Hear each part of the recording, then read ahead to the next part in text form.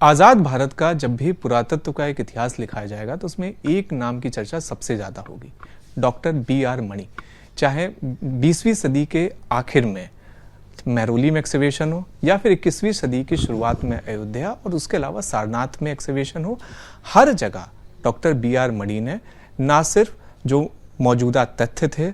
उनको जनता के सामने साफ एक तरह से शामिल किया, उसके अलावा जो भारत का एक पुरातत्व इतिहास है उसके संरक्षण से लेकर उसके जो नए पहलू हैं उनको भी जनता के सामने लेकर आए।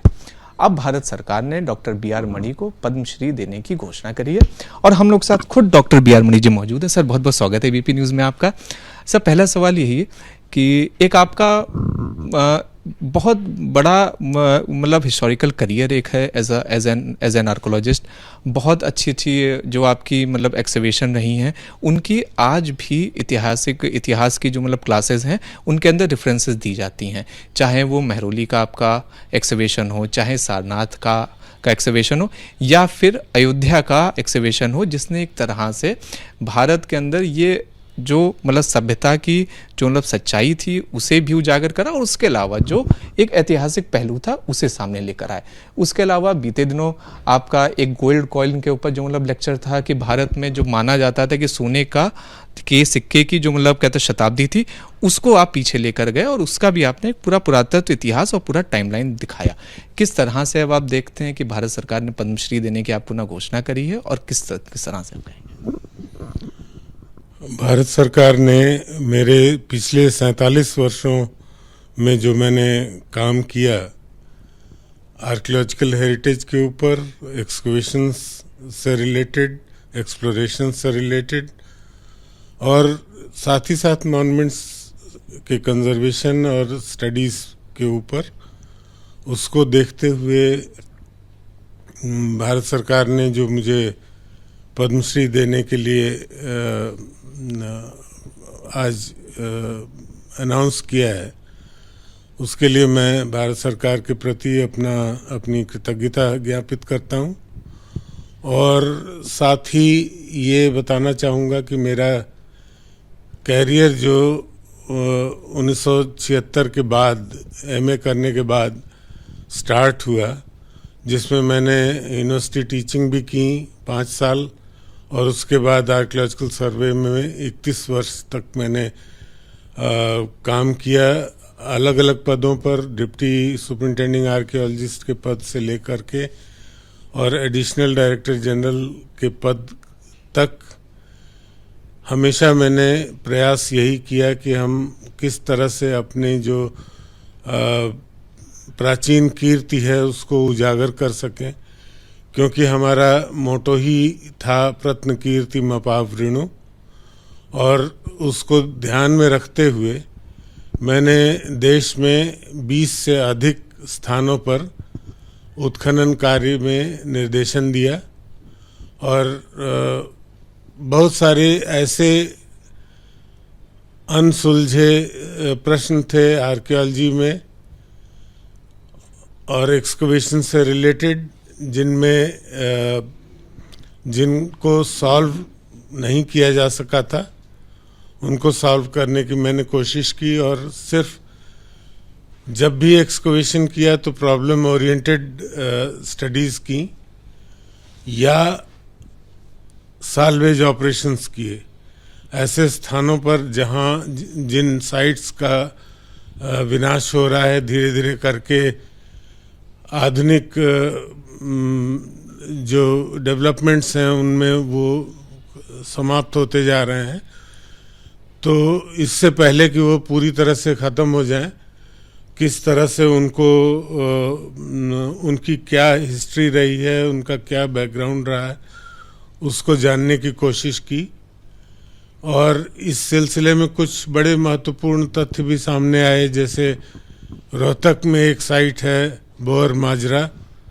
वहाँ मैंने एक्सकवेशन किया तो पहली बार एक टकसाल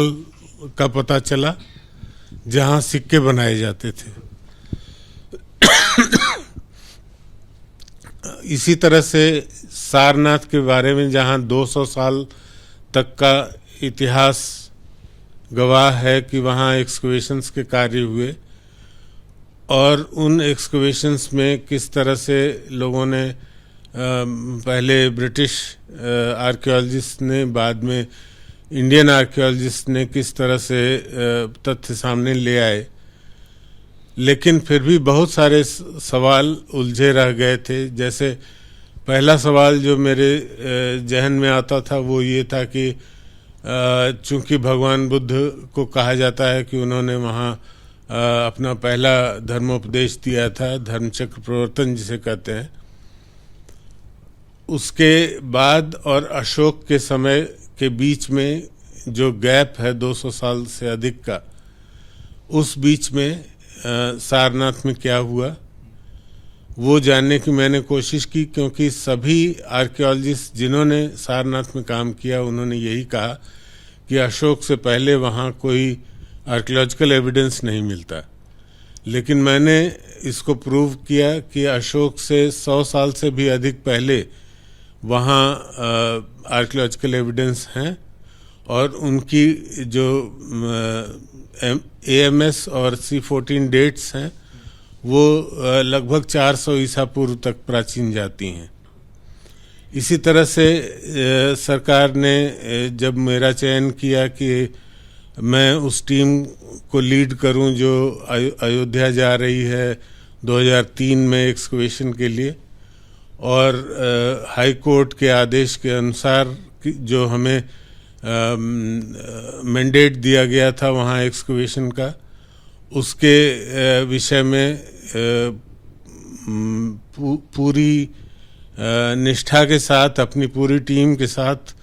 हम लोगों ने वहाँ आर्कियोलॉजिकल एक्सकवेशंस किए, 90 ट्रेंचेस एक्सकवेट की, और एक रिकॉर्ड टाइम में 5 महीने के अंदर हमने पूरा एक्सकवेशन कंप्लीट किया।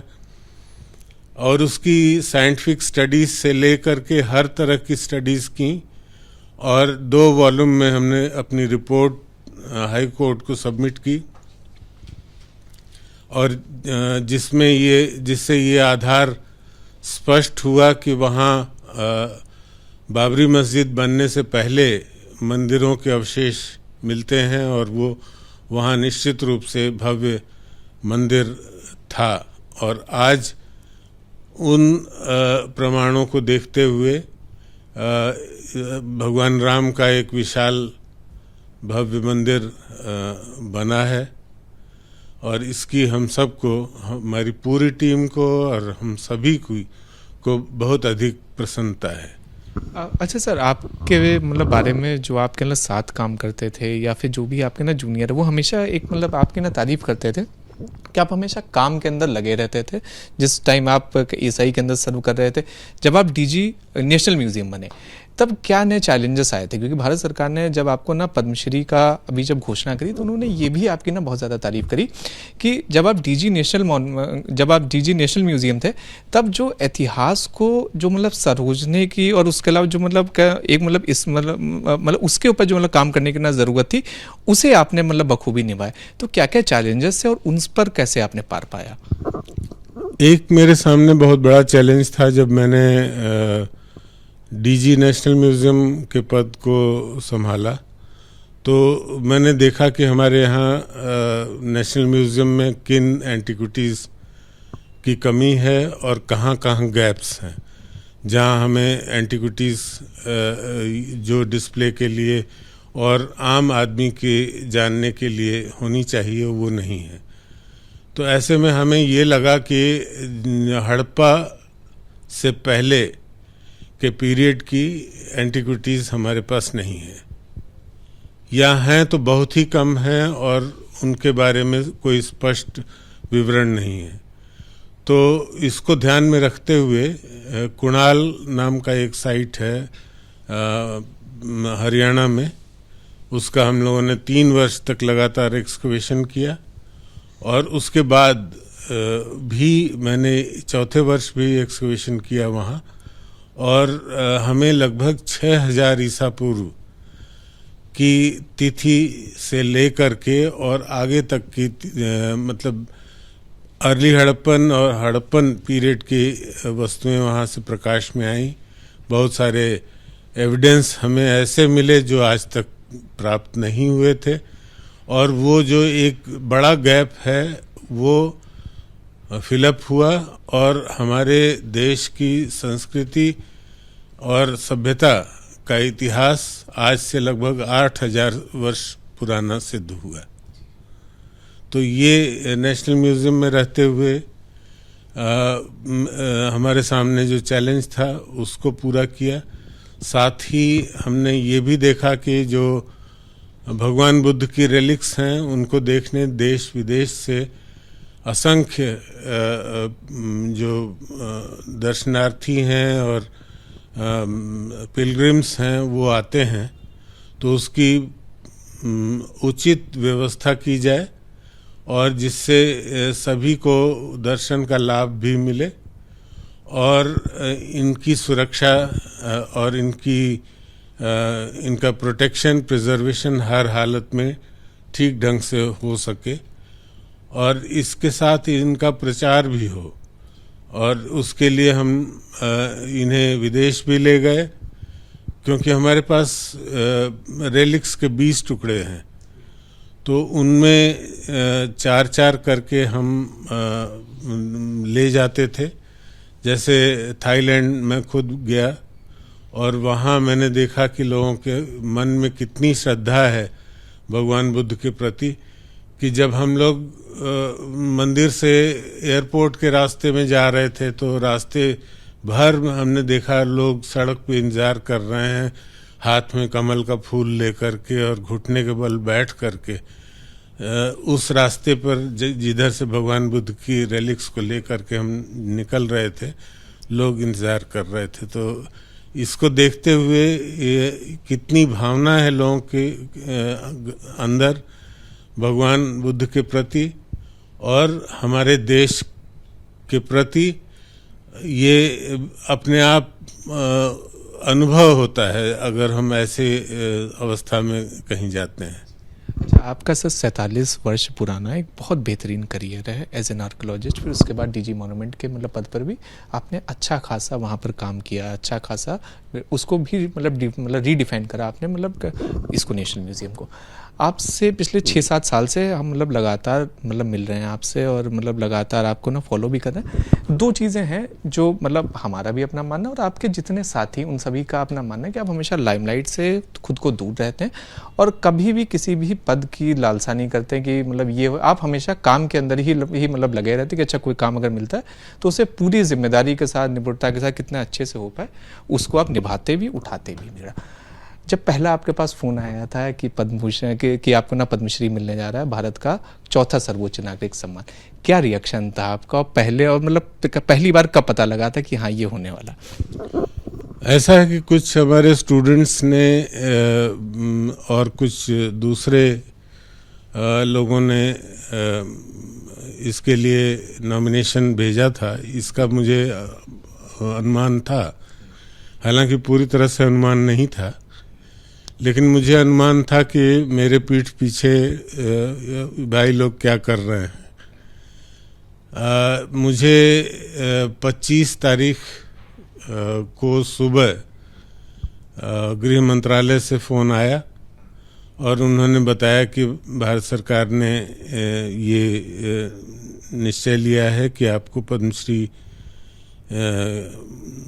का अवार्ड दिया जाएगा। आप क्या कहते हैं इस विषय में? मैंने कहा कि भारत सरकार अगर मेरे 47 वर्ष के जो सेवाएं हैं जो मैंने देश के प्रति दी हैं उनका सम्मान करते हुए अगर ये अवार्ड दे रहे हैं तो मैं सहर्ष इसको स्वीकार करूंगा। ये एक बस आपसे आखिरी सवाल, आप अगर इसका मतलब जवाब देना चाहें तो मतलब जिस तरह से अभी आपने भी ना जिक्र करा कि आपके जो स्टूडेंट्स थे उन्होंने नॉमिनेशन भर दिया आपके मतलब पीठ पीछे बिना आपको ना बताए, कि आज मतलब लगातार जब से आपका मतलब नाम घोषित हुआ है लगातार लोग यही चर्चा चल रही है कि बहुत पहले मिल जाना चाहिए था, इतना लेट क्यों दिया सरकार ने? आप मतलब कैसे देखते हैं इसे? अब ये तो मैं नहीं कह सकता, क्योंकि सरकार के सामने बहुत सारे प्रश्न होते हैं, बहुत सारे परिस्थितियां होती हैं जिसमें सरकार को इस तरह की उपाधियां देनी पड़ती हैं। और लेकिन मैं तो यही कहूँगा कि इस वर्ष मुझे नामित किया गया, इसके लिए मैं बहुत शुक्रगुजार हूँ भारत सरकार का। और इसके अलावा क्या कहूँ मैं। अपने जूनियर आर्कियोलॉजिस्ट और ऐसे बच्चे जो भी आर्कियोलॉजी की मतलब फील्ड में मतलब पढ़ने के लिए आए, उन्हें क्या आप संदेश देना चाहते हो? किस तरह का उन्हें आप मार्गदर्शन देना चाहते हैं कि वो भी जिस तरह से आपने 47 साल जो जिम्मेदारियां आपको मिली उसे आपने मतलब बखूबी ना सिर्फ निभाया बल्कि पूरी जिम्मेदारी के साथ और एक प्लानिंग करते हुए, एक पूरी टीम के साथ कोऑर्डिनेशन करते हुए आपने ये सारी चीज़ें करी। तो जो नए बच्चे उन्हें क्या मतलब सीख देना चाहेंगे, क्या उन्हें सलाह देना चाहिए? नए बच्चों को और जो हमारे स्टूडेंट्स हैं उन सबको मैं अक्सर जब क्लासेस भी लेता हूँ एमए का अपने इंस्टीट्यूट में, तो वहाँ भी यही कहता हूँ कि आप पूरी मेहनत और निष्ठा के साथ कोई भी काम करें तो पूरी निष्ठा के साथ करें और उसमें किसी तरह की कोताही ना बरतें। और इसके अलावा आप अगर ये चिंता करेंगे कि हमें इससे क्या मिलना है क्या नहीं मिलना है, तो आप उसमें फंस के रह जाएंगे। आप सिर्फ अपना काम करें, फल की चिंता ना करें, फल तो भगवान देगा। और देश भी आपको देख रहा है, अगर आपने देश के प्रति कुछ किया तो उससे अधिक आपको मिलेगा। जब तक आपके शरीर में दम है और आपकी बुद्धि काम आपका साथ दे रही है, तब तक आप उसको उपयोग करें। ये हमारे साथ डॉक्टर बी.आर. मणि जी थे। भारत में जब भी कभी पिछले 40 साल का जो पूरा 47 वर्षों का डॉक्टर बी.आर. मणि साहब का पुरातत्व के विषय का जो पूरी फील्ड है उस पर बहुत अद्भुत स्थान है। कई सारे ऐसे उन्होंने एक्सिबिशन करे थे और उसके बाद अब रिटायरमेंट के बाद भारत सरकार ने उन्हें जो भारत का सर्वोच्च नागरिक सम्मान चौथा वो अब देने का फैसला किया है, पद्मश्री का। अब ऐसे में जिस तरह से डॉक्टर बी.आर. मणि साहब ने लगातार पुरातत्व के क्षेत्र में अपनी सेवाएं दी थी, तो इसको लेकर हर तरफ लोगों के बीच में, चाहे वो मतलब पुरातत्व के लोग हों चाहे आम जनमानस हो, सभी लगातार इस कदम की तारीफ कर रहे हैं। Shivank Mishra, ABP news, Delhi.